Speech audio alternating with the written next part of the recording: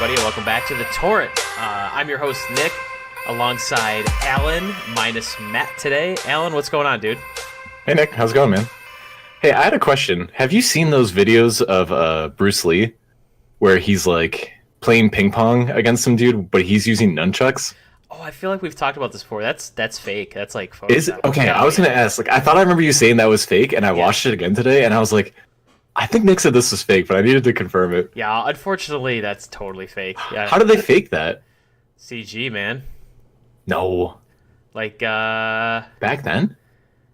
I think it's an old video, and then that video you're talking about is like a new video that's made to look old. Oh, okay. That makes sense. Yeah. Okay, I could buy that. It's real footage of him nunchucking. But, okay, but they, like, put it in with him playing ping pong against some dude? Yeah. Oh, okay. Anyway, are you ready to talk some Haunting of Hill House today, dude? Dude, yes, I've been waiting so long for this. I was hoping we could do it sooner. Yeah. So, like, I'm glad we're finally getting out of the way. Yeah, for sure, dude. Unfortunately, Matt has not seen the show yet, so that's why he's not on this spoiler review episode. But I'm sure you guys will hear his thoughts on it once he does see it, and we could talk about it a little bit more. But for now, I wanted to get together with you and give this a proper review and dedicate an entire episode of it because I love the show. I think you kind of love the show. You had a great time with it, so I definitely want to talk about it with you. Yeah, I think it's definitely worthy of its own episode for sure. So yeah. Before we do that, I just want to remind everyone out there that you can find us at The Torrent Pod on all social media, Twitter, Facebook, Instagram. Don't forget we have our YouTube channel, which you can also subscribe to, and you can find us anywhere podcasts are found. That includes Apple Podcasts, Google Podcasts, and Spotify. Please leave us a like, subscribe, comment, review, whatever you. Tell your friends about us. Spread the word. The Torrent Podcast is out there. And also we have our merch store at tpublic.com. The holidays are just around the corner, and we're going to have a ton of sales for all of our merch. So if you know somebody, if you're a fan of the show, or you know somebody who's a fan of the show and you want to get them some merchandise, you can do that. So be on the lookout for those sales. All right. So, without ado, let's get into it here. So, before we get into spoiler territory, let's just give some overall thoughts of the show in general. So what did you think of the show, just in broad strokes? yeah, I mean, I think if you listen to our horror film episode, I'm definitely a big fan of just horror films, horror shows, and so this was just like right up my alley, and I was really pumped to watch it. What I didn't expect was it to be more of so much of a drama, and actually I really liked it because, you know, you go in and watch a horror movie and you're expecting, 2 hours of just like jump scares or things that are really creepy, whereas this was like, okay, we're going to interlace in these jump scares, we're going to interlace in this horror aspect, we're also going to tell you a really, really cool and intriguing story. Definitely. And so I just love the fact that it was just an all-around really awesome story, and then it scared the shit out of me sometimes. Like, there were just parts where like I tried to go to sleep and I couldn't, and then when I did, I had nightmares. And when I woke up, I was so pumped about the nightmares that I had to watch it again the next day because it was just that good. So yeah, for sure, man. I think this was exactly what I'm looking for when I want to watch a horror film or a horror show or whatever. It has scares, good scares. It has good story with good characters, with interesting characters, I should say. Not necessarily good per se, but just good characters. And it's got a lot of secrets and a lot of revelations. We had a lot of moments, you know what I mean? Like, oh, this is what this is. And, it had a satisfying ending. I do think a lot of horror movies suffer in that their ending is very weak, meaning it just kind of ends and it's open to interpretation. You don't really get a resolution mostly because they want to keep it open for a next one. You know what I mean? But I thought this kind of wrapped up nicely without giving too much away. Yeah. It definitely wrapped up nicely. It wasn't quite the ending I guess I had hoped for, but I think it was definitely an ending worthy of, what the show was. I don't think they did a bad job with it. Yeah. What did you think of I don't think it's too much of a spoiler just really say that there's a bit of jumping back and forth in time. Sure, I think you get that right away from the first episode. Did you like that style in this show? Oh, for sure, because I like it's very I've talked about the movie Memento before, where there's kind of two separate timelines, and then we kind of meet in the middle. And essentially, it's similar to that. So I like the jumping back. I'm a big fan of the Lost TV show, and there's a ton of flashbacks and flash forwards in Lost, which was interesting. So yeah, I like that form of storytelling. I like it really makes it so that you can learn a lot about the characters and their motivations in the present because you know them in the past. So the way they interweave those and connect those, I think it's a really good storytelling method. So yeah, I had no problem with the flashbacks. Cool. Yeah, I enjoyed it a lot too. So Yeah, but going back to the ending real quick, I did think if there was a weak point in the show, it is more or less the ending. I think the last couple episodes were muddled a little bit with a lot of exposition, a lot of monologuing, and some of it just didn't hit for me, especially because leading up to it, it was so good.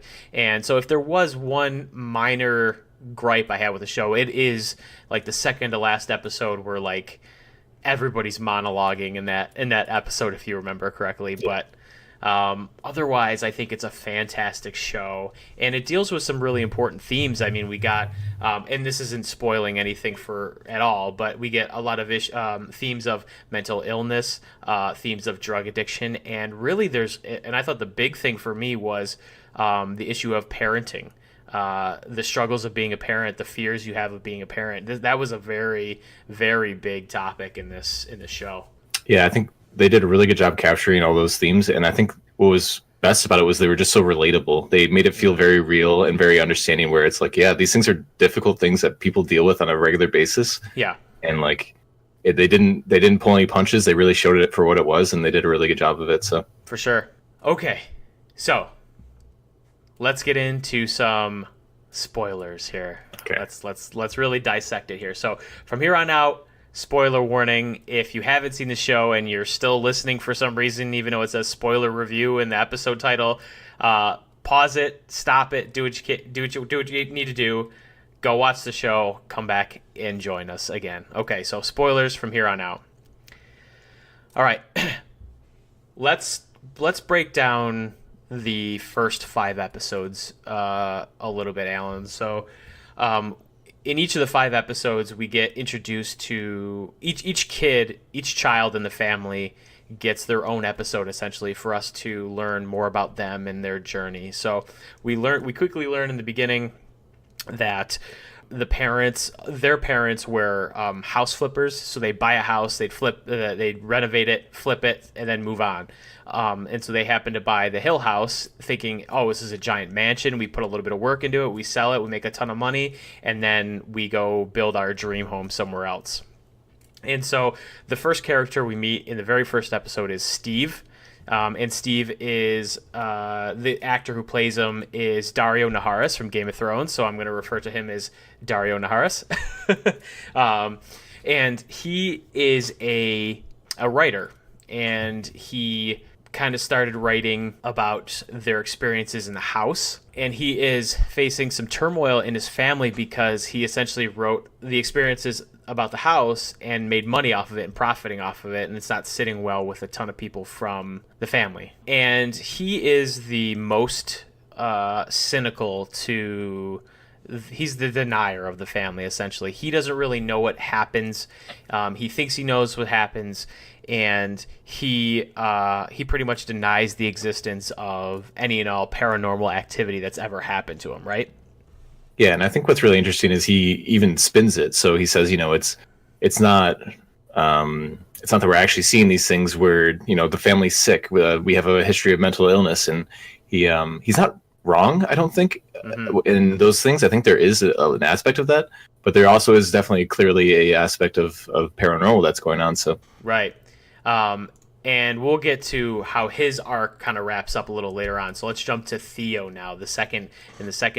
Actually, let's do Shirley first. Shirley is the second episode. So Shirley is the mortician of the family. We find out from a young age she discovered death at a young age with those cats, and she grows up to be a mortician. She's kind of holier than thou. She's very controlling. She's very do as I say. I'm always right. it's everyone else's fault kind of attitude. She definitely she's like that like perfect older sister kind of Yes. aspect to her, Yes. where she what she says goes, and you can really see the it's cool how they establish the sibling hierarchy as they kind of go through, where Steve really seems like the older brother, Shirley really seems like the older sister because they're protective, they're For sure. strong leaders, and they're very opinionated. Yeah. And then the younger ones seem to be a little bit more flexible and a little bit more followers. So Yeah. Shirley really comes off as that kind of strong sister role. Right. And so then we get into Theo, and I think she's the most interesting of all the siblings, for sure, Theo. And that's because mostly we discover early on that she has an ability. She has an ability to read people's emotions and thoughts and fears and all this thing by touching them, by touching them. So she wears gloves to protect herself from these experiences of accidentally seeing things she doesn't want to see or experience. And we learn that quickly in the episode, where because she is a clinical psychologist that helps kids, she goes to that house and she finds out that the foster dad is assaulting his foster daughter. And I think that was a very disturbing part. I was like, whoa, this has got another level of seriousness. I almost think there could have been like a whole separate show of Theo as a main character, and her just going around and solving cases like that. Like that would have been a cool show in itself. Yeah, definitely. I think what I really liked about Theo too is she had kind of a secretiveness to her. She had this very, very cool, resolute outer mask that she wore. She seemed always very cool and very outgoing and very strong-willed. But you could tell that there was something kind of underlying that was really bothering her. And this episode I loved because I really started to say all right, Theo's awesome. Theo's really cool on the surface. But what's the deal with her? Because she's got this power thing. She seems like she's struggling a little bit. Right. They introduced I think, was this the episode where they introduced her girlfriend and that she's a lesbian and stuff, and her family starts kind of responding to that. Yep. So she just all of a sudden starts to have all these different levels that kind of come in, and it's really cool. So this was probably one of the episodes that was a pivotal moment where I was like, all right, I really like this show now. Show is getting interesting. Yeah, same for me. I think we learn a little bit about the whole Mr. Smiley subplot. I think we learn a little bit more about the house at this point. We've come in contact with some weird things. We kind of figure out what the motivations of the parents are a little bit more in the past. And then we get into Luke's episode and Nell's episode, so the twins of the family. So Luke, we quickly find out, and we found out in the first episode that he is a drug addict. He's been in and out of rehab centers for a while now. His family members are pretty much jaded to him. They always think he's on a high or he's stealing to get something. And we learn he's got this friend in rehab that he really latched onto, and that he's 90 days sober and all this stuff. This was one of the moments in the show where I realized that I feel like they captured it really, really accurately. I feel like the whole Luke and his struggle with drug addiction was really, really well done. Mm-hmm. It seemed like they had really done their research for this and really had a good understanding of what people going through drug addiction go through, because they had him relapsing. They had him, spinning things to make them sound like they weren't bad.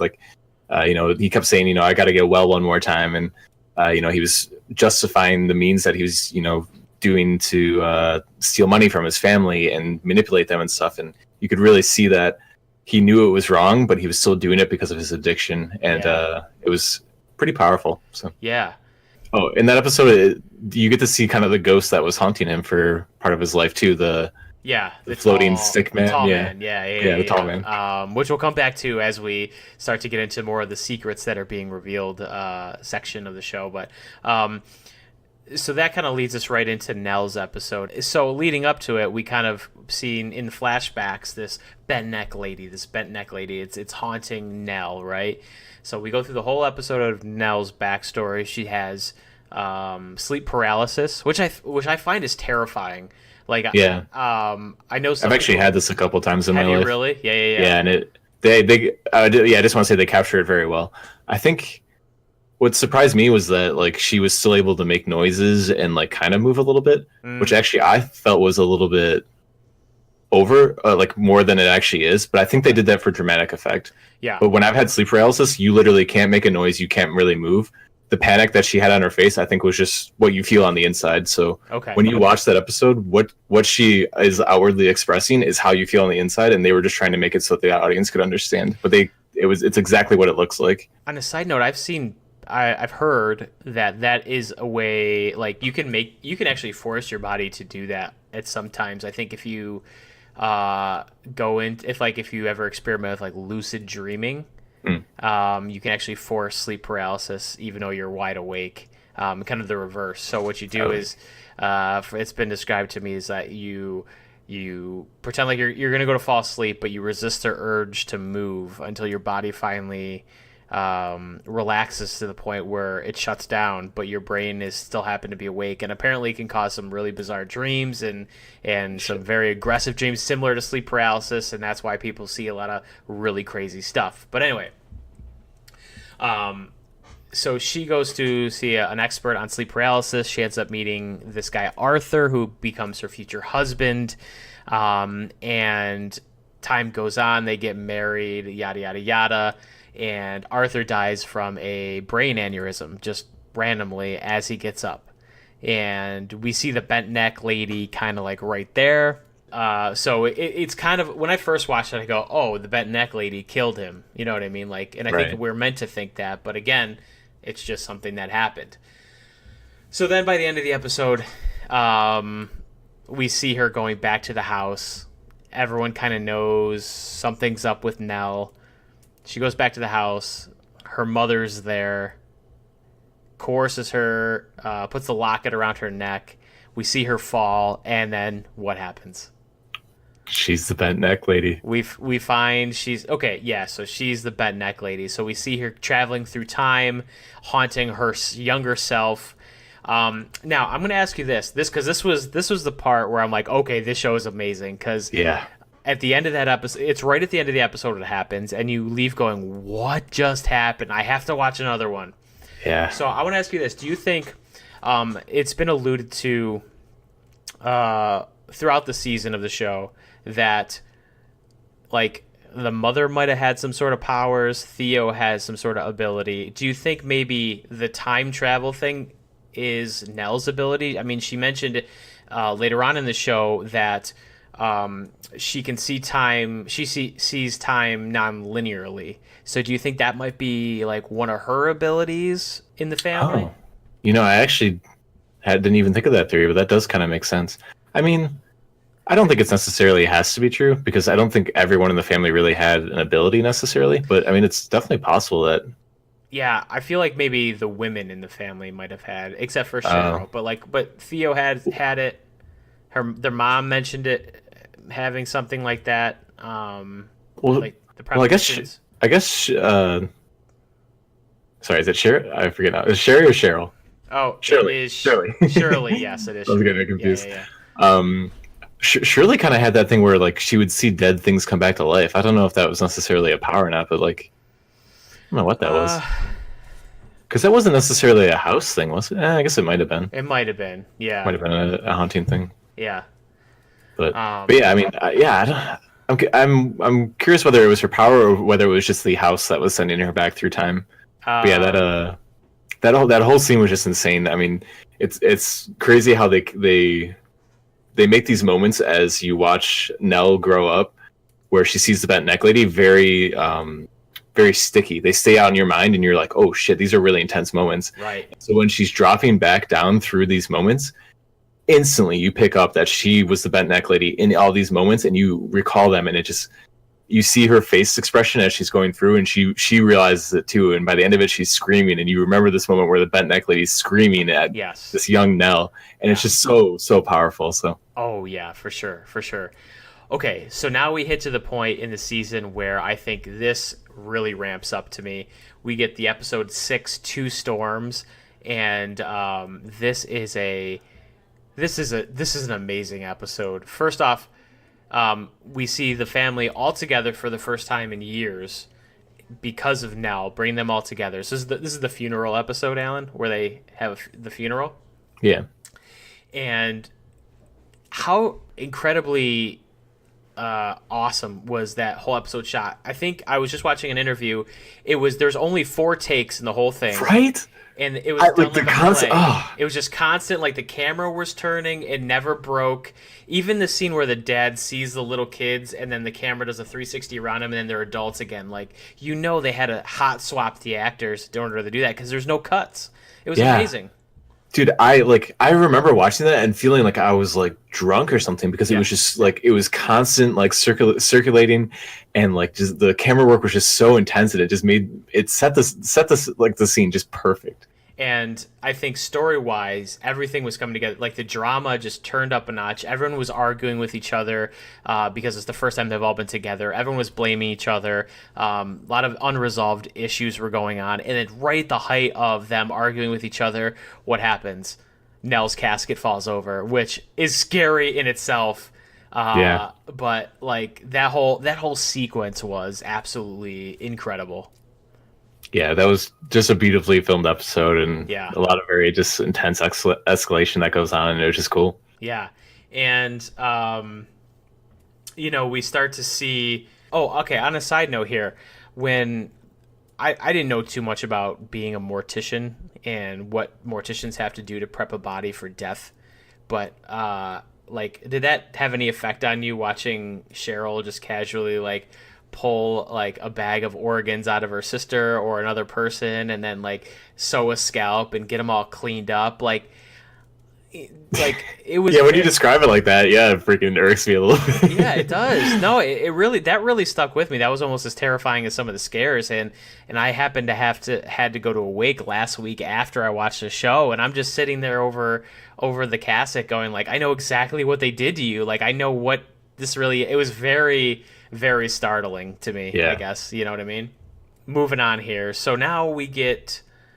Now is when things start to get a little more escalated, I think. Not only in the house in the past, but we know we're going somewhere. Everything is leading toward back to the house. They're going to go back to the house, right?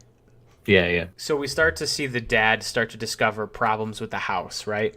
And in the flashbacks, right? In the flashbacks, right? Yeah. There's mold. The mold is spreading. They end up finding that dead body in the basement. Yep. We start to see. We start to learn a little bit more about the history of the house, and we start to see that there's something wrong with the mother, and that she is feeling and this is where the theme of parenting comes in. She starts to questioning, I'm scared for my children. I want to protect my children. And the dad's like, well, we just got to get through this, and then we can move on and everything like that. So.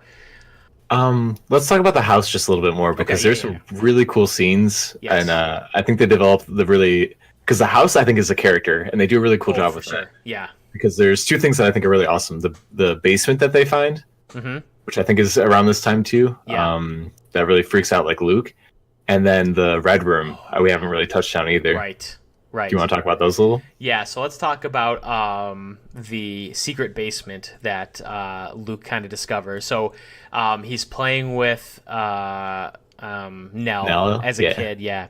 And he goes, I really want to go down this dumbwaiter. Let's go down the dumbwaiter. So she brings him down the dumbwaiter, and we see him go down there, and there's like a zombie guy down there who's like chasing him. You know what I heard? What? I heard that was supposed to be the previous like male owner of the house, his ghost. Yeah, so I think it ends up, isn't it? I was thinking about that earlier. I think it was the guy in the wall. No, I'm sorry. It can't be the guy in the wall. It's somebody. It's the previous. Yeah, I think you might be right. It's the previous owner of their house. Yeah, that's what I had heard it was intended to be. Because the guy in the wall that they find in the other basement is the tall guy who haunts Luke. Right. Yeah, so we find out that's what became of him. So he gets stuck in the dumbwaiter. They finally figure out to get down there, and apparently that basement is like an old prohibition basement. Yep. Which is really cool. Kind of a little tidbit there. And then also you mentioned the red room. So the red room is kind of the crux of the whole. This is the spot to be in the house. Yeah. They can't get in this house the whole time they're in there, or as we find out towards the end, so they think. right? So Right. tell us a little bit about the Red Room, Alan. Yeah, so they kind of describe it as like the heart of the house, and I think the red door is supposed to be kind of significant of that. But it comes up a lot where they're trying to get into this room as the mother kind of starts to lose her mind. She's talking about the red room, trying to bring people there. Like it almost seems like it's this something very unique about the house itself, Yeah. and that there's gonna be something kind of intense that goes down because it's constantly leading into the fact that like we got to get into this red room to really figure out what's going on. So Right, right. Okay, so then it leads us into episode 8, which is Witness Marks, which is, I think, the moment where we start to really, our eyes kind of widen as to what this is, and even into Screaming Mimes and episode 10, the finale. But I don't know about you, but when we've been shown the same shots over and over again, especially from Steve's perspective. And then the dad says, no, no, no, no, no. Like, you've been living your whole life, and you think I had a guy fix the clock, and I had workers all over the place.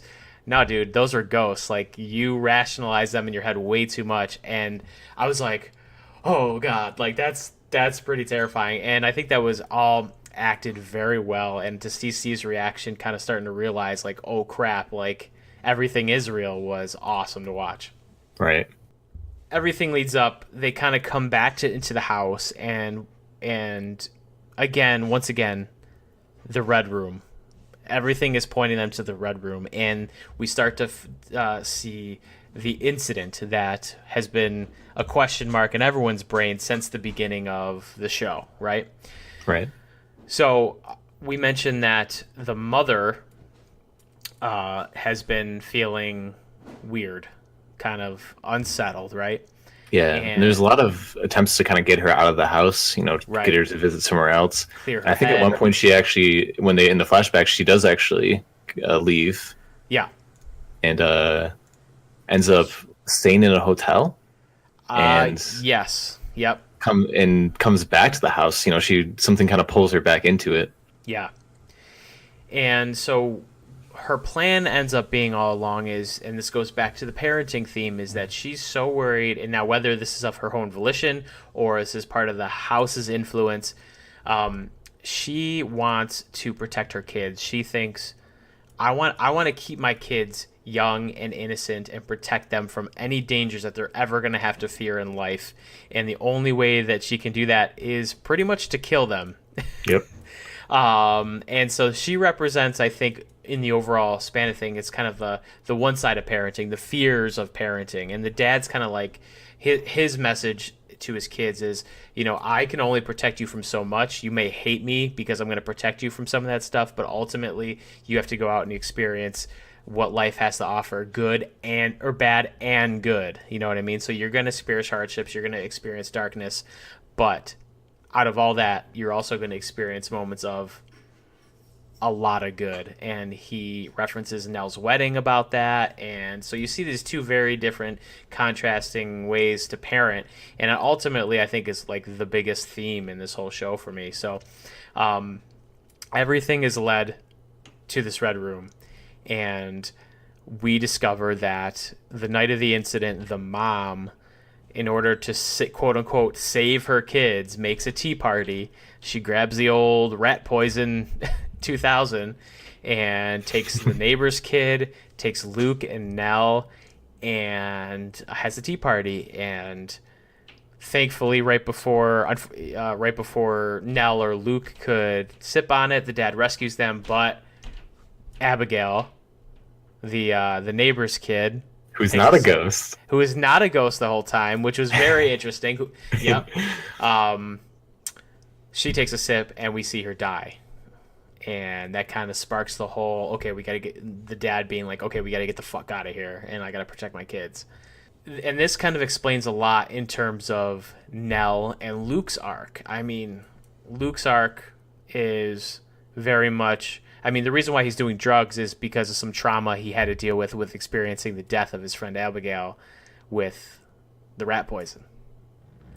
And a lot of Nell's personal trauma has been also because she saw what happened there. So I thought that was just very interesting, a very interesting connection. He sees this traumatic incident, and how does he cope with it? Well, drugs. You know what I mean? Right.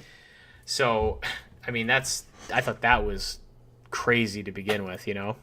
Yeah, and I think that really played into the themes that I really respected from the show, where these traumatic events happen and people cope with things differently. Steve was able to really digest a lot of this stuff and just kind of spin it and make it into a healthy thing, you could say, with his book writing and that kind of stuff. But Luke and Nell, they couldn't. Nell went very, very heavily into some mental health issues, with where she clearly had depression in a lot of her life and was really struggling with that, and Luke with his drug addiction.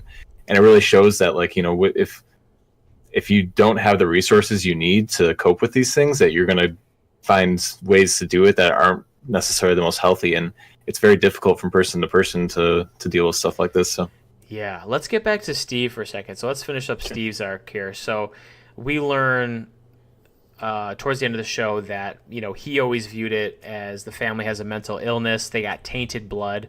Right out of college, he has a vasectomy. Mm-hmm. And he kind of kept that from his wife. And then when they finally were ready to have kids, they couldn't obviously have kids because he had a vasectomy. Yeah. So how did you feel about that reveal? What did you, how did you feel about Steve's arc, and then him coping with the thought that, like, this has happened in the past. His blood's not necessarily tainted. It's what he does as a parent and all going forward and all that stuff. Yeah, I thought it was actually really pretty accurate to his character, and I think it really showed that as strong as he tried to be, he was still vulnerable, because that's a big deal to get a vasectomy because you think that your genes are tainted. Yeah. And you're so convinced of that fact. Like, that's some pretty intense stuff right there. Yeah. It really showed that, he thinks he has everything together, but, like, he's still kind of doing these things that maybe are a little crazy. So yeah. And then on the Cheryl side of things, we find out her arc kind of closes up. Is that Shirley? Did I say Cheryl again? Jeez, Shirley. Yeah, Shirley. It's like, have you seen Archer, where there's a girl named Cheryl and they keep going? Yes, that's exactly what the situation is. Sorry, slight tangent there. No, that's fine. So she's very uptight, and she's, for the most part of the series, she's very unlikable, right? Like, it's very hard to sympathize with her character. Yeah. And then we learn that, a little thing happens with Theo and her husband and Shirley's husband. We think it's kind of a weird thing. She gets very upset, but then in the Red Room, when she faces her fears or her trauma, we find that her secret is she had an affair back like years ago. Yeah. And didn't say anything to anybody, kind of suppressed it. And it's been more or less haunting her throughout the whole show. I mean, since the beginning, we're like, who is this guy in the suit that's cheersing her, every time? You know what I mean? Yeah. And we finally get to see it, and it's the guy she has an affair with.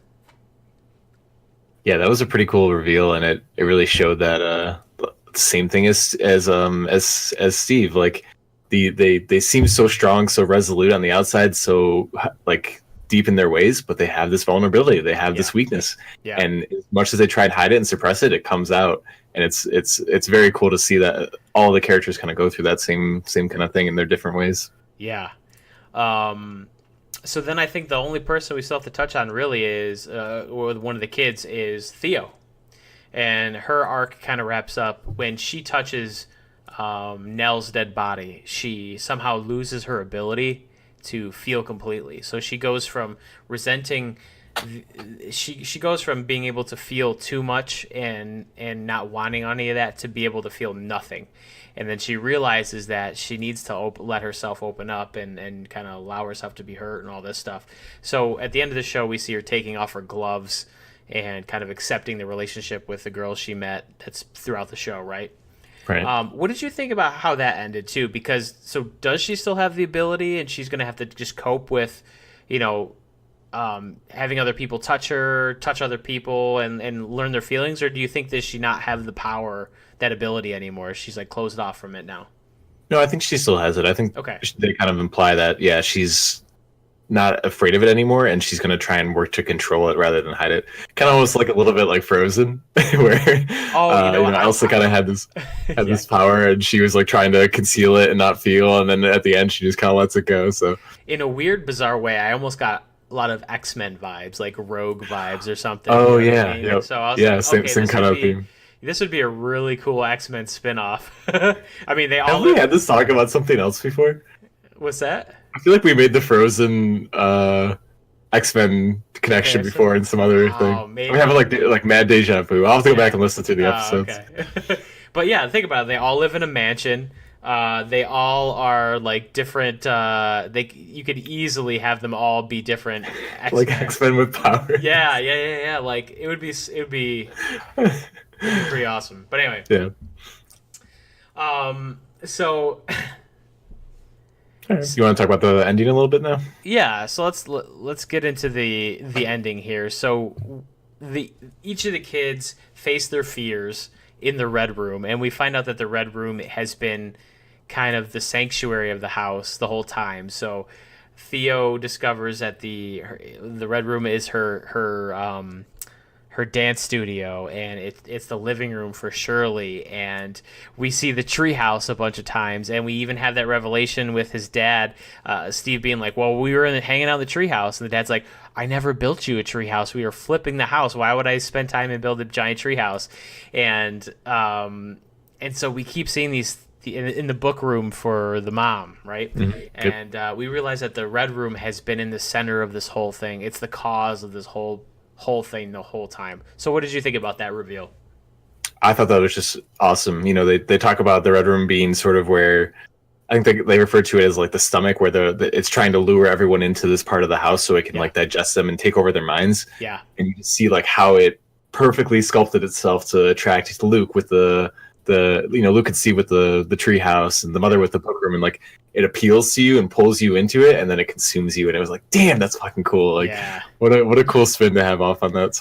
So to wrap up the story here before we get to some other comments here, the house is, I think, once the kids have kind of faced their fears, the house is pretty much done with them, or at least that was my understanding. But it needed one more thing, and in order to kind of let the other kid, the rest of the family who was still alive go, the dad ultimately needed to sacrifice himself and stay with the mother and Nell. And so it was my impression that they're going to be in the house now for the remainder of the time. They get to live together, but maybe they'll come up in season 2. I don't know. We'll see. I think so. You know what I mean? Yeah. So the kids go about their lives. Everything seems happy. So what did you think about the ending as a whole? I think it made sense. I did really like how Hugh, the father, and the mother were able to kind of be reunited, and how at first it seemed like a sacrifice, but when you kind of looked at it, it was really just them reuniting and kind of being able to be together again and work on their relationship. Yeah. I don't know. I don't think we touched on it, but Hugh actually, like, one of his things was he constantly saw Olivia next to him, the mother. Yeah. And imagined her as being there with him, and really he called it even his coping mechanism that she's always with him. Mm-hmm. And I think it was actually kind of satisfying to see Hugh, after going through all this trauma with losing his wife and having to take the kids out, finally kind of getting to be reunited and just sort of relax. And even though it was kind of assumed that he was dying, being able to kind of get back to where he had left off and be with the person he loved. So yeah, it had a very happy ending, but in like a solemn way. So it did. Yeah, I thought for a horror show, film, whatever, it did wrap up very happily. And I know we've talked about this off air, but in one of the alternate endings, the director actually was going to make it so that it was implied that at the end scene, when they're all with each other and they're celebrating Luke's 2 years of sobriety, we were going to see that rectangular window in the background, meaning they were all still in the red room. How would you have felt if that was the ending of the show? Dude, I would have felt so much better. It would have been perfect. I wanted that horror ending. Everything just goes to shit and everyone dies, and that would have just fucked with my mind. Yeah. And it would have been perfect. And I understand why they kind of like PG'd it, but that would have been a definitely better ending in my book. Sure. Yeah. I mean, I could see it going either way. That would have been an amazing way to end the show. But I think ultimately, I do appreciate how they ended it. It did come to a resolute ending, and it was good. So, all right, now let's talk about some of our favorite things about the show. Now I got to ask you, did you catch throughout the whole show? And they did a very good job with this. They hid little ghosts in the corners of the house and like around corners and in windows and under tables, and you could see just random little ghosts throughout, like, nothing shots throughout the whole show.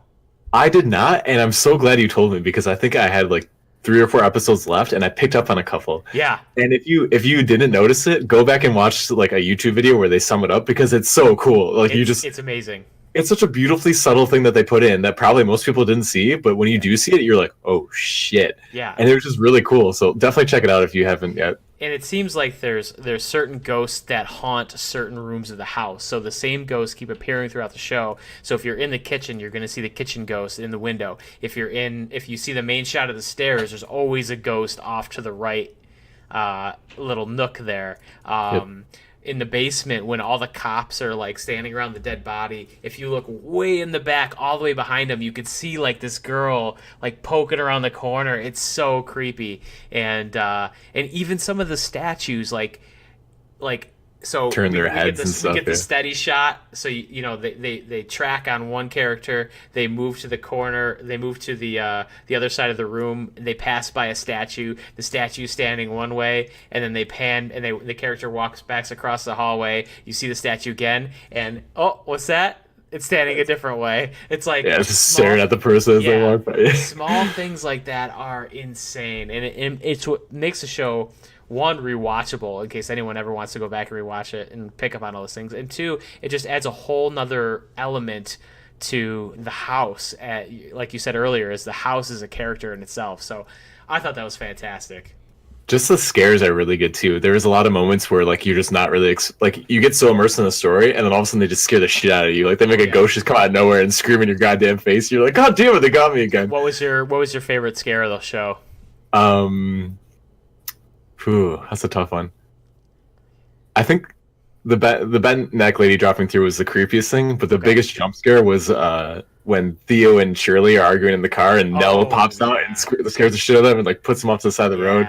Yeah. And then they have this big like moment where they reveal everything to each other and like make it up. I was like scared half to death, and then like realizing like, oh, this is a pretty powerful moment. So that was cool. I that scene is amazing for me too. Yeah. I think what was yours? What's the one that sticks with me? I think the one where Steve is facing his fears in the red room, and he's talking to his wife, and she's pregnant, and then like it's like her stomach gets really big and bloated and black, and her like eyes melt or whatever and everything. And she's like, if I were to explode like into a million pieces, right, or like whatever right now, like would that freak you out? And like she just starts like expand. Oh god, dude, that was so scary. And that totally, like, I fell for it. I thought we were gonna see like a flash forward, like, oh, there's because I think it's right in the beginning of the episode. Yep. We go, oh, this is after they're all done, and then it slowly starts morphing. And you're like, oh no, he's still in the red room, like he's fucked. Yeah, no, that was a really great scene. I love that scene. Yeah. How about let's go back to the ghost. What was your favorite ghost and like reoccurring thing you kept seeing? Like, oh, I want to know more about this guy or this person. Favorite ghosts. Like any of the haunts that were stand out to you. I mean, we had the actual family of the Hills, which we haven't really talked about. How like Poppy was crazy, how she met one of the guys in like an insane asylum, and then they got married and had kids. We got the guy who's really tall. We got the bent neck lady. We got the old granny. We got a ton of different ghosts, and we kind of see all of them towards the end. So was there anything that kind of stuck out, or was there an element to the house that really stuck out to you? You're like, oh, I want to know more about this. This is my favorite. I want to keep being scared by this. I think most of it was, I guess, either the bent neck lady or the tall guy ghost. Mm-hmm. And I think what I liked the most about them was the kind of the first few episodes where they exist. They're these real things in these child's lives. Yeah. And the parents keep passing them off as like, oh, you're just having a dream. You're just imagining. Everyone has imaginary friends. And you're like, no, they're right fucking there, and they're scary as shit. But like, the kids are just terrified, and like you can relate because you're like, man, like this shit, it's real to them, but you understand why the parents are doing it. Yeah. And I love that part where I think that was like my favorite thing with the ghost, where for the longest time it was just the parents saying like you're just imagining things, and the kids being like, okay, I'm just imagining things, and they try and talk themselves out of it, and it's right there. So, Yeah. So.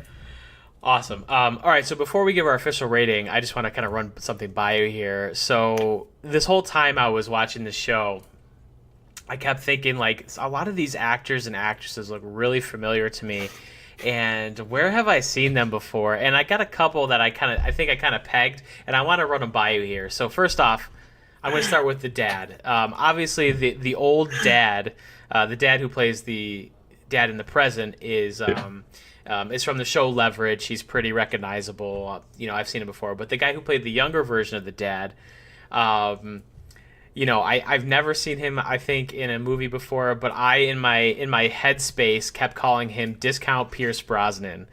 Was it not Pierce Brosnan? It looked exactly like Pierce Brosnan. It was not Pierce Brosnan. No. But I would say it was Discount Pierce Brosnan. He kind of looks like some hybrid between him and, like, in the right lighting, he could definitely pass as, like, Archer from the animated. Like I just kept thinking that over and over again. What do you think? Oh, absolutely. I think that one was spot on. I love that. What else you got? Theo for sure. Theo is a very pretty lady, but she is definitely for me discount Angelina Jolie. I think she's got so many facial features that are just like Angelina Jolie, and so I kept calling her discount Angelina Jolie. Dude, I wouldn't even call her discount Angelina Jolie. I'd call her like new and best like Angelina Jolie. Angelina Jolie's old news now. Chick is like way better than Angelina Jolie. And then finally I had Nell, the actress who plays Nell. To me looked very similar to Liv Tyler of Lord of the Rings fame, of daughter of Steven Tyler of Aerosmith fame. So to me she was discount Liv Tyler for sure. Yeah, she looks just like I think she plays Arwen, right, in Lord of the Rings. Yeah. The elvish love interest of Aragorn. So I think that one was spot on too. So definitely some good observations. Yeah. So, all right. Any last comments before we give an official rating and sign off here? No, let's do the rating. I'm ready for it. All right, cool. Why don't you start here? What would you give the show as a whole? So I was thinking about this for a while, and I want to give it a 4.5. Okay. Out of 5, but I honestly don't know what the 0.5 is for, and so I think I'm just gonna go ahead and give it a 5 out of 5 because I can't really think of anything that I didn't like about this show. Okay. And I don't give out 5 out of 5s like super easily. This is like the second one in a row now that I've given out. But like it was awesome. I loved watching it. I couldn't stop watching it. It was perfect. It scared me at times. It made me like, I think I cried a couple times. Wow. I had terrible nightmares. Well, like awesome, terrible nightmares. Like I enjoyed the nightmares. I knew I was going to have them, but they were great, and I just loved the story from start to finish. So awesome. For me, this show was great. I'm not a big horror fan. I don't watch a lot of horror movies, but for me to be this hooked on a show, and very sad that I can't experience the show for the first time again. I love the show. This is an awesome show. Like I said, the ending isn't perfect for me, so I'm gonna give it. I'm gonna minus a couple points off of that. So I think for me, it's a 4.5 out of 5, maybe a 4.75, but very, very good show. If they do make a season 2 in whatever capacity of the show, I'm there. I'll be interested to see what else the director of the show has made or is going to make, because if it's this type of quality of horror film, I'm in. So I love the show. 4 points. I'll give it a 4.75 out of 5 for me. Nice. Yeah. All right. Cool. So that was our official spoiler review for The Haunting of Hill House. Don't forget to check out our social media and also our Twitch stream, where I will be streaming Call of Duty Black Ops 4, and all three of us will be streaming at some point Red Dead Redemption 2 once the online portion kicks in. So be on the lookout for that.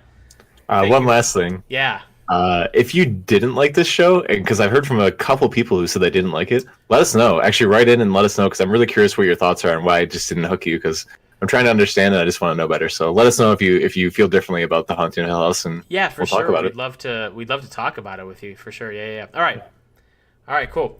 This has been episode of The Torrent. We'll see you next time. Well, that's it for this episode of The Torrent. Thank you all for listening. Download, rate, and subscribe to the podcast on your favorite podcast service. If you want to get in contact with us, feel free to send us an email, thetorrentpodcast@gmail.com. You can also get in touch with us on Facebook and Twitter @TheTorrentPod. We'll see you guys next time.